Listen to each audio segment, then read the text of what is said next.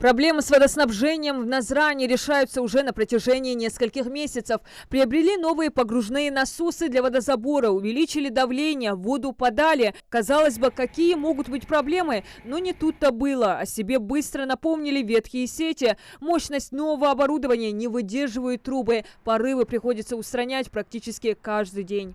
В каждом административном округе есть свои бюджеты, предусмотренные на этом. Зная заранее эту ситуацию, их предусматривать.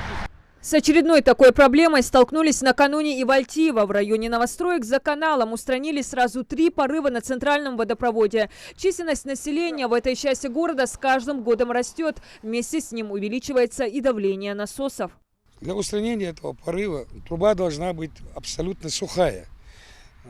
Если она не сухая, они не могут там ее варить, там не могут. Но это день-два, это минимум затягивает этот процесс. Люди не понимают, 2 дня нет воды, водоканал виноват.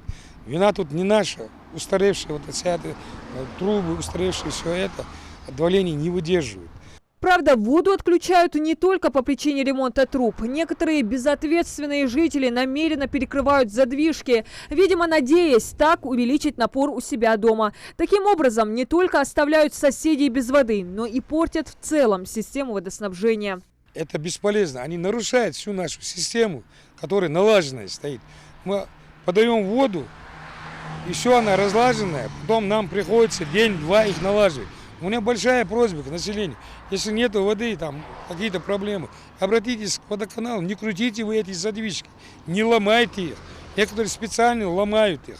А местные власти допускают вероятность диверсии и хулиганства. Полагают, перекрывают воду даже с целью просто досадить. А ведь в других городах и районах республики таких проблем нет. Задвижек много, за всеми не уследишь и везде не установишь камеры видеонаблюдения, отмечают представители мэрии. Убедительная просьба у нас и раньше мы путем прессы и телевидения обращались к населению не крутить эти задвижки самовольно.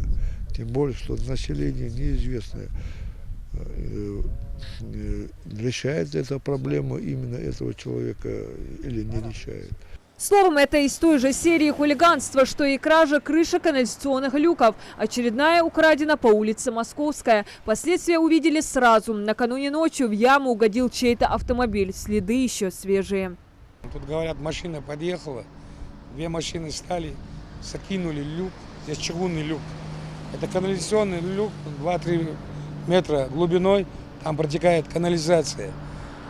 Они ее унесли для своей выгоды. Ну какая там может быть выгода, там 1000 рублей. Вчера сюда наехала машина, даже видно, что здесь от машины вот эти осколки остались.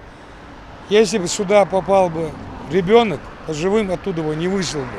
Жалуются и в другой черте города. В 105-м массиве более 2 месяцев вода идет только по ночам. И то тонкой струйкой. Причина здесь была в насосах котельных домов. Они не тянули воду. Управляющая компания эту проблему устранила. Уже несколько дней вода поступает в квартиры высоток. Каждый день и звонили, и в мэрию ходили. Везде просили уже. Приводили сюда. После этого опять пустили. Когда они приходят, короче, воду отпускают. Когда они уходят, телевидение тоже не первые приехали. Я сейчас название телевидения точно не могу вам сказать. Они когда приехали, они нам с напором воду пустили. Так же тоже нельзя. Так же не может быть, если насосы, если там в водоканале какие-то проблемы.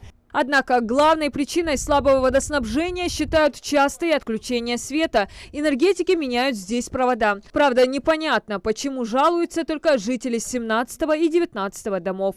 При выключении этого света наши насосы останавливаются.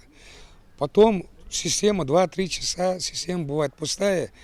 При включении этого электричества, мы зависим от электрика, при включении система поступает, проходит время, где-то надо час-два, чтобы она наполнилась.